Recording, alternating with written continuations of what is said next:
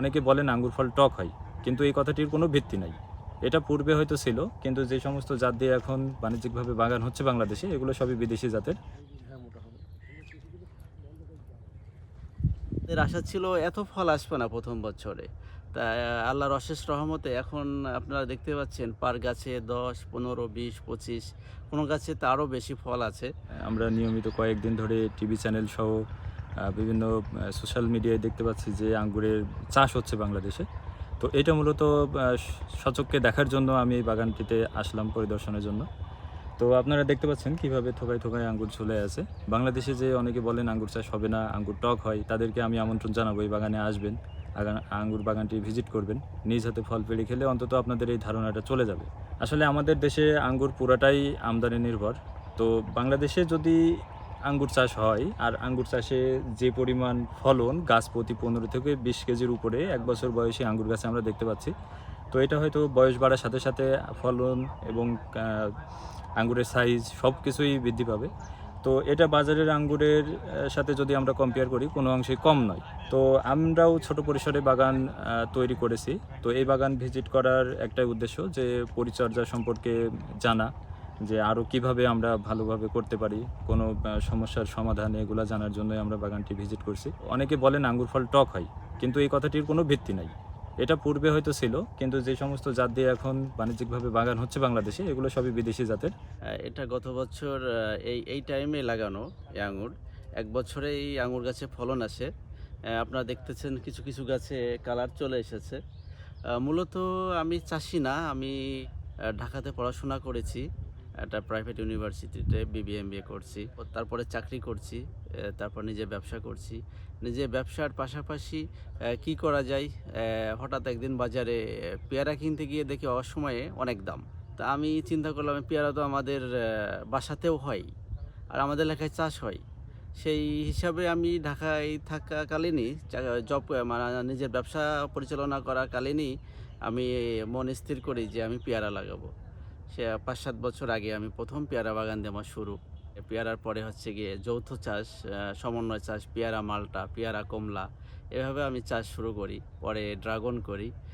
পরে দেখি যে অনলাইনে দেখতে পাচ্ছি যে বাংলাদেশের মাটিতে আঙুর হচ্ছে চাষ। তো আমি অনলাইনে ঘাটাঘাটি করে বিভিন্ন জায়গার থেকে চারা কালেক্ট করে আমি আমার ছোট ভাই তরিকুল ইসলাম ২ ভাই মিলে এই আঙুর বাগানটা করি এবং আমাদের আশা ছিল এত ফল আসবে না প্রথম বছরে। তা আল্লাহর অশেষ রহমতে এখন আপনারা দেখতে পাচ্ছেন পার গাছে ১০, ১৫, ২০, ২৫ কোনো গাছে তারও বেশি ফল আছে। মূলত লাল আঙুর, এটা নাম বাইকুনুর অথবা এখলো নামে পরিচিত।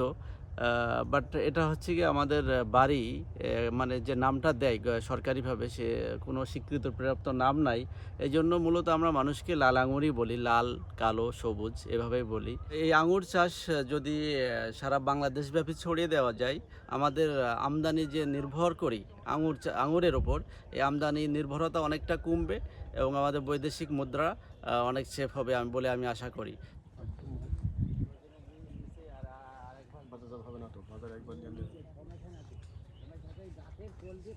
তরুণ উদ্যোক্তা মোহাম্মদ আশরাফুল ইসলাম লালের প্রায় ৩.৫ বিঘা জমিতে আঙুর চাষ করেছে।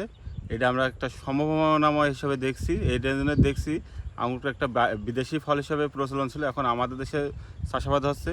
কিন্তু এই চাষাবাদের সময় যে সমস্যাগুলো হতো, যে আঙুর লাগালে আঙুর ধরতো, কিন্তু যে স্বাদের একটা ব্যাপার ছিল, যে টক থাকতো। আশা করছি যে এইটা আঙুরটা মিষ্টি হিসেবে পাবো। আমরা যে দু একটা খেয়ে দেখছি, যেগুলো লালচে কালার চলে এসছে, খাওয়ার উপযোগী হয়েছে, এগুলো মিষ্টতা দেখা যাচ্ছে। আমরা চিন্তা ভাবনা করছি যে শুধু হাসাতে না, সারা দেশে এটা কীভাবে ছড়িয়ে দেওয়া যায় এবং এর বিস্তারটা বাড়ানো যায়। জি জি এভাবে গেলে আরেকটু ফলবে। হ্যাঁ।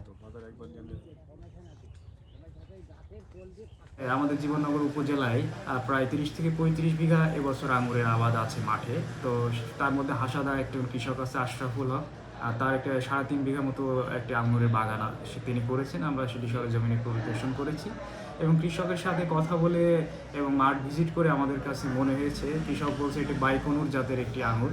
যদি আমরা সায়েন্টিফিক্যালি চিন্তা করি, বাংলাদেশে গবেষণা প্রতিষ্ঠান থেকে এখন পর্যন্ত আঙুর এই ফসলটা নিয়ে কোনো জাত আবিষ্কার করা বা এই ধরনের কোনো জাত আমাদের নাই। কিন্তু কৃষকরা তাদের স্ব উদ্যোগে বিভিন্নভাবে বিভিন্ন জায়গা থেকে নিজেদের উদ্যোগে ম্যানেজ করে তারা কিন্তু মাঠে এই ধরনের আবাদ করার একটা ঝুঁকি নিয়ে করে যাচ্ছে বলা যায়। এই আঙুরটা এখন যে স্টেজে আছে, তা আমাদের আশা করছি হয়তো 1 মাসের মধ্যে আঙুরটা পরিপক্ক হবে এবং তখন আমরা পরিপূর্ণভাবে বলতে পারবো যে এই আঙুরটা আসলে খেতে কেমন, মিষ্টতা কেমন, তারপরে হচ্ছে তার ভিতরে বীজ আছে কিনা, এটার মার্কেটে ডিমান্ড কেমন হতে পারে, বাণিজ্যিক কোনো গুরুত্ব আছে কিনা, এটা আমরা তখন আসলে বলতে পারবো। এখন যে অবস্থায় আছে আমরা কৃষকের সাথে নিবিড় যোগাযোগ রেখেছি এবং আসলে আঙুর যেহেতু একটি নতুন জাতের নতুন ফসল আমাদের দেশের জন্য, এই আঙুরের বিশেষ কোনো পরিচর্যা, তারপরে তার ম্যানেজমেন্ট, আরও কিছু বিষয় আছে। যেহেতু আমাদের দেশে এই ধরনের গবেষণা নাই, ফলে আমরা কৃষি বিভাগের পক্ষ থেকে সরাসরি স্পেসিফিক ম্যানেজমেন্ট অন্যান্য ফসলের সাথে সম্পর্কিত করে কিছু বলতে পারি, কিন্তু কৃষক অনেক ক্ষেত্রে দেখা যাচ্ছে কিন্তু আমাদের এই ধরনের বিদেশি ফসল চাষ করতে গেলে বিভিন্ন ধরনের হরমোনের প্রয়োগ করে থাকে।